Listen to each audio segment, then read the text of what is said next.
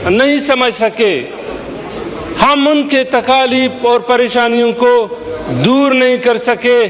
आज नौबत यहाँ तक आई है कि रातों रात लोग मारे जाते हैं, एक के हिसाब से नहीं, सैकड़ों के हिसाब से लोग।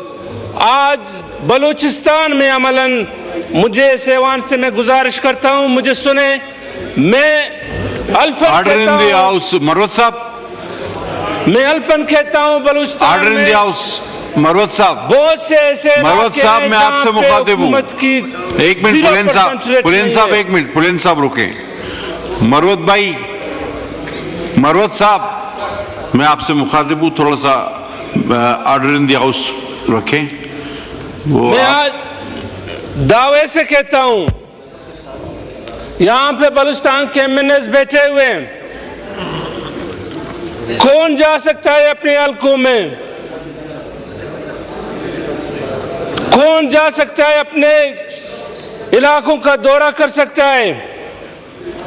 आया उसकी वजह हमें? यकीनन हम नहीं है, वो लोग हैं जिन्होंने बलूचिस्तान को प्रोक्त किया है।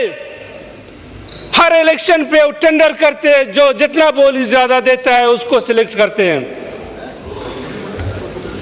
आज अमन की बात होती है, मैंने ऐसे लाशें देखी हैं जिनके सीने चाक चाक थे और उनको सुई और धागे से सिलाया गया था। क्या उसकी मां, बहनें, उसके घर वाले आपके दोस्त हो सकते हैं? जब तक ये रियासत अपनी पॉलिसियां नहीं बदलेगी, जब तक ये रियासत अपनी कमजोरियों को खत्म नहीं करेगी, जब तक ये रियासत रियल इलेक्शन बलूचिस्तान में नहीं कराएगी, जब तक बलूचिस्तान हुकूमत बलूचिस्तान के नुमाइंदों के हवाले नहीं होगी, आप अमन को भूल जाएं, आप कारोबार को भूल जाएं, आप बिजनेस को भूल जाएं। जनाब वाला, आज अगर देखा जाए, एक सरफराज साहब है, मैं उसकी पार्टी का भी नहीं हूं, लेकिन मैं इतना जानता हूं कि वो जो कहता है सामने आकर कहता है। आया सरफराज की जिम्मेदारी यह है कि वो डिस्ट्रिक्टों में जाए, अमन अमान बहाल करें। अमन अमान बहाल करना डिस्ट्रिक्ट एडमिनिस्ट्रेशन की जिम्मेदारी होती है, डीसी साहबान की जिम्मेदारी होती है, डीपीओज की जिम्मेदारी होती है, वहां पे मौजूद फोर्सेस की जिम्मेदारी होती है। डिप्टी कमिश्नर करोड़ों रुपए देकर जाकर पोस्टिंग लेती है और करोड़ों रुपए इस्लामाबाद आकर जमा हो जाते हैं। बड़ी दुख की बात है कि बलूचिस्तान के डीपीओज पेमेंट पर रहे हैं, थाने बिके हुए हैं, हर रोड पर ख्वाजा आसिफ साहब इधर बैठे हुए हैं। बलूचिस्तान के तमाम शाहराहें इस वक्त बंद होती हैं और वो आम आदमी जो मजदूरी करता है उसकी जेब की मजदूरी को निकाला जाता है और वो लोग घर पे बैठकर अय्याशियां करते हैं। आया हमने बलूचिस्तान के साथ क्या क्या है? रेकॉर्ड कौन ले गया है? रेकॉर्ड से बलूचिस्तान को कितना फायदा हो रहा है? सेंधेक से बलूचिस्तान को क्या मिल रहा है? ग्वादर ग्वादर ग्वादर करके वफा की गवर्नमेंट तख्ता नहीं है। अरे मुझे बताएं, ग्वादर से बलूचिस्तान को क्या मिल रहा है? हकीकत की बात यह कि आप लोगों ने बलूचिस्तान को गुज़िश्ता 75 सालों से जो बलूचिस्तान के साथ किया है, आज बलूचिस्तान के यूथ ने उसको महसूस किया है। आज इस जंग में डॉक्टर भी शामिल हैं, इस जंग में पीएचडी भी शामिल हैं। ये जंग सरदारों की हाथ से निकल गई है, आम आदमी इसको लड़ रहा है। आज हमें खुद होश आ गया है कि जी हम क्या करें। जरूर आज वजीर आजम साहब गया है, वहां पे एक लंबी चौड़ी प्रेस कॉन्फ्रेंस करेंगे, जलती हुई आग पे और पेट्रोल डालेगा और आकर इधर बैठेगा।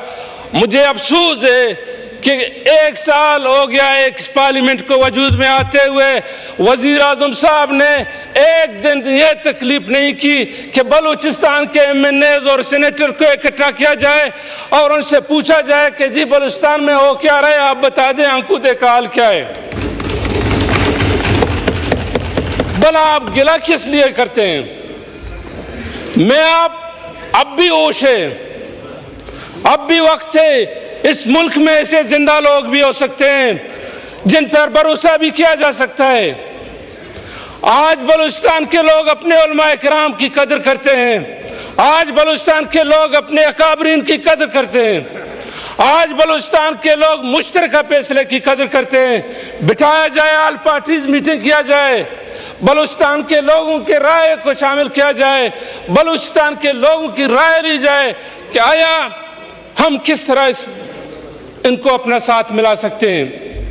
अदरवाइज मैं बहैसियत पार्लियामेंट के इस मेंबर की हैसियत से वाज़ेह के तौर पर ऐलान करता हूं, मैं वाज़ेह तौर पर यह कहना चाहता हूं कि मैं इस पार्लियामेंट्री सिस्टम से बिल्कुल मुतमईन नहीं हूं।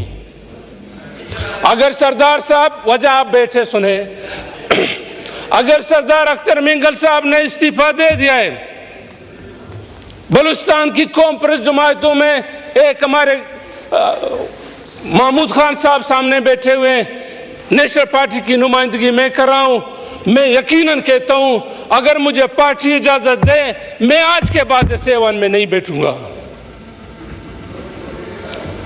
अगर हमारी पोजीशन यही रही, अदरवाइज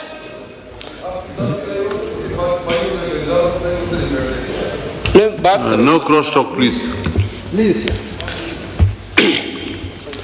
जनाब वाला, मैं गुजारिश करता हूं, आज आप लोगों के पास इतना जरूर वक्त होगा कि वहां की लोगों की भलाई के लिए सोचा जाए। वहां के नौजवान जो हजारों की तादाद में बेरोजगार हैं, उनको रोजगार दिया जाए, उनकी महरूमियों को एड्रेस किया जाए। आज अगर 30-40 हजार वफा की गवर्नमेंट बलूचिस्तान का कोटा है फेडरल गवर्नमेंट पर, बलूचिस्तान के नौजवानों को यहाँ आकर रोजगार दिया जाए। सूबाई गवर्नमेंट इतनी तादाद में उनके पास पोस्टें पड़ी हुई हैं, उनको रोजगार दिया जाए। बजाय उनको बेचने के लिए आज अगर एक लेविस की सिपाही भर्ती होती है वो 15 लाख पेमेंट करता है। आज अगर कोई तहसीलदार, नायब तहसीलदार, डिप्टी कमिश्नर जो भी हो, अगर वो मुलाजमत हासिल करना चाहता है उसके ऊपर वो करोड़ों रुपए पेमेंट करता है। आया जो करोड़ों रुपए पेमेंट करता है, वो पेमेंट वाला एम्प्लॉइज वो जाकर क्या सर्विस देगा, वो इन करोड़ों को डबल करने की कोशिश करेगी। जनाब वाला, जनाब स्पीकर साहब,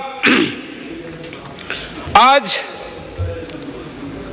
बलूचिस्तान का सबसे बड़ा मसला क्या है किसी को समझ आ रहा है? यकीनन मैं कहता हूं सबसे बड़ा जो इस वक्त संगीन से संगीन तर मसाइल जो मुश्किलात है वो बलूचिस्तान का मिसिंग पर्सन का मसला है। ऐसा कोई घर नहीं है, ऐसा कोई महिला नहीं है, ऐसा कोई गांव नहीं है जहां से 8-8, 10-10 लोग मिसिंग नहीं है। सालों से मिसिंग है। हम जानते हैं, एक बंदे को मैं खुद जानता हूं, वो आज 2011 से लेकर आज तक मिसिंग है। उस घर से 3 खुदकुश हुए हैं।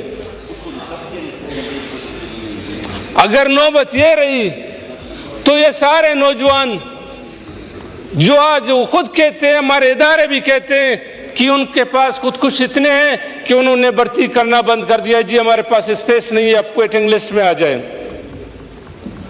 सूरत हाल ये है जनाब वाला।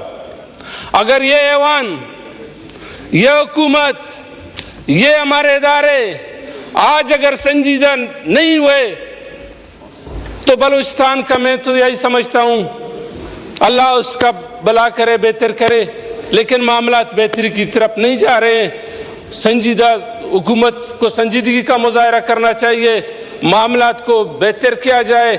और मैं इसी उम्मीद के साथ कि आपकी चेयर जो हर वक्त हमें बोलने का मौका देता है, हमारी ये आवाज़ आज हमारी कौम के ये आवाज़ है, हमने इस ऐवान में उनको बयान किया, जो अच्छा जो बुरा हमारे जहन में था हमने बयान कर दिया।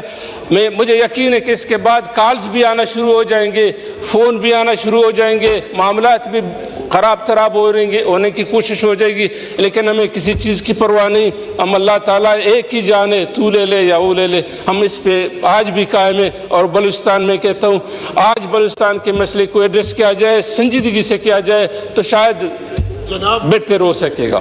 Thank you sir. मोहतरम महमूद खान अचकज़ी से।